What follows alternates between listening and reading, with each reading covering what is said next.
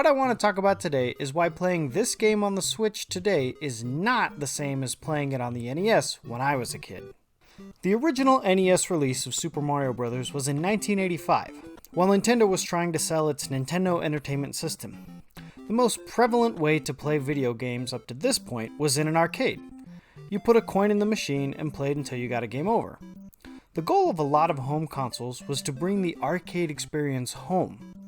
But slowly over time, games started to change and fit the home console experience instead of trying to replicate the arcade experience. Super Mario Bros. Fits right in the middle of this. It was designed for the home console, but it had some mechanics of the arcade brought over as well, like the timer in each level and the live system.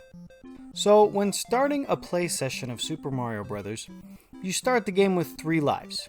You can gain more lives by collecting coins and 1-up mushrooms, but when you run out of lives, then it's game over and you're booted back to the title screen. But this is also the great key to the level design of Super Mario Bros.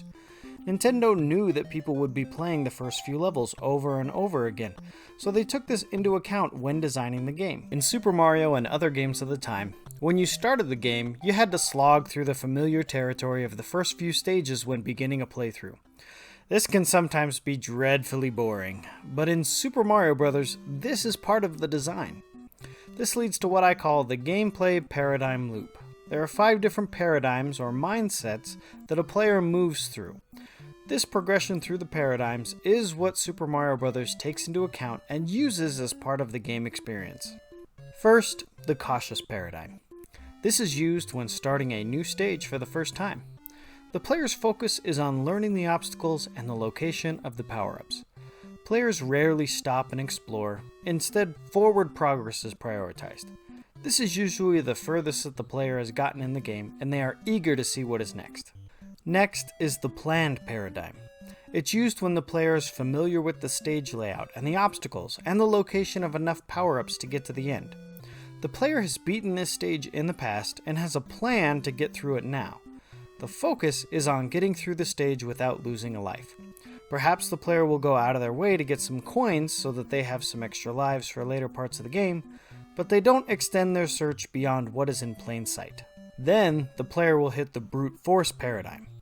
It's used when the player has been through the stage a few times, and the priority is just to get through it instead of learning more about it. Usually this happens after the player recently received a game over, and they're just trying to rush back to where they were before. The player will try to go through the stage as fast as they can to get another attempt at the course that they were on before they got the game over. Playing through this stage again is viewed more as a chore or a punishment. The exploring paradigm is used when the player fails at the brute force paradigm. The player realizes that going through all the obstacles of a stage faster just isn't worth it. Instead, the player will go even slower, exploring every block and every pipe, looking for shortcuts and secrets. Finally, we hit the mastery paradigm. It's used when you clear the stage nearly 100% of the time because the player can skip large parts of the course because they are familiar with the shortcuts and secrets. The player is also familiar with tricky obstacles that require more time to get through. And while it's a pain to play through the stage again and again, the player now uses this time to set up for later stages by getting power-ups, extra lives, and taking shortcuts like warp zones. The first 3 paradigms are hit naturally as the player plays the game. But the level design of Super Mario Bros. Specifically tries to get the player to slow down and hit that exploring paradigm so that the player can, in the end, move to the mastery paradigm. Here are some examples.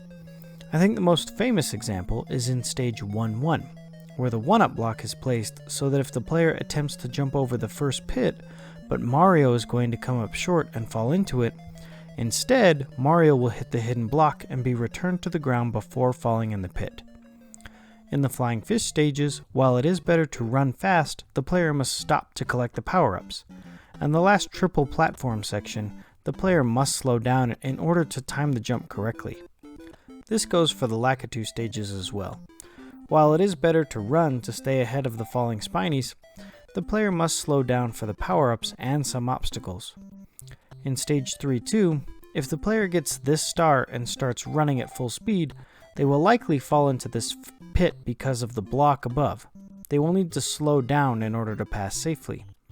Stage 4-2 actively tries to teach the player to run across the top of the stage with the hidden blocks and lifts, revealing the warp zone to the player, so they can take advantage of it in Stage 1-2 on their next playthrough. In Stage 5-4, the stage begins with a giant firebar with a power-up above it. The player will need to plan a strategy on how to get the power-up and leave with it. After the player has moved from the exploring paradigm to the mastery paradigm, it is known to slow down for these trickier parts of the stages. The reason that this slower pace is so important is because the game needs the player to learn how to explore the stages in order to beat the game. This is a required skill, so the game needs the player to learn it.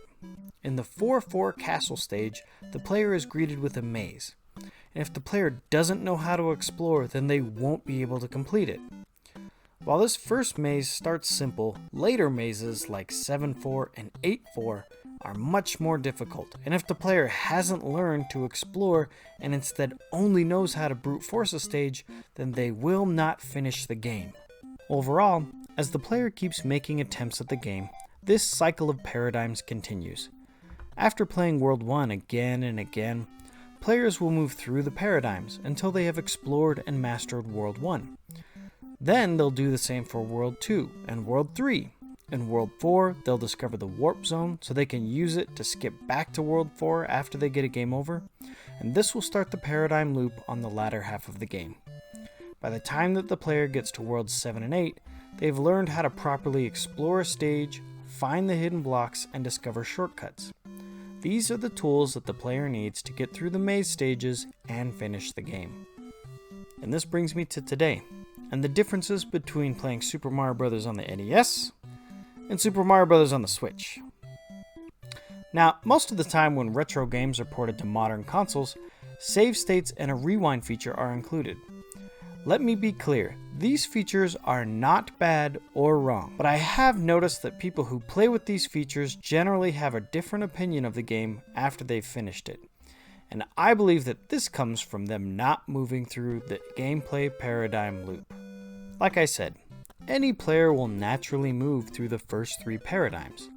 But for a player that's using save states and a rewind feature backing them up, they never need to stop and explore for shortcuts or power-ups. So this player will brute force their way through the entire game until they get to the maze stages at the end. Now they've reached a stage that they cannot brute force, but this player is unfamiliar with exploring to find hidden blocks or underground shortcuts. At this point, it may look like the game has a huge difficulty spike. After going from making constant progress with little setbacks to now making no progress at all and having no discernible way forward, Super Mario Bros. Now seems unfair and poorly designed. When players get here, instead of slowing down and changing their playstyle so close to the end of the game, they're more likely just to look up the answer online. I feel like most 8-bit games are misunderstood. One of the reasons that Super Mario Bros. Was so great to begin with was that Nintendo was making it for the home console. They knew that players would be playing the game over and over again, so they included new things for players to find as they explored the stages. When I introduced this game to people even just a few years younger than me, they just don't understand these old 8-bit games. And well, these games are a time capsule of what game design was like during that time. Arcade games were difficult to get you to part with your quarters, and NES games were where games shifted from arcades to home consoles. So when someone plays an old game with new features, don't tell them that they're playing it wrong, but remind them that playing Super Mario Bros. On the NES is not the same as playing it on the Switch.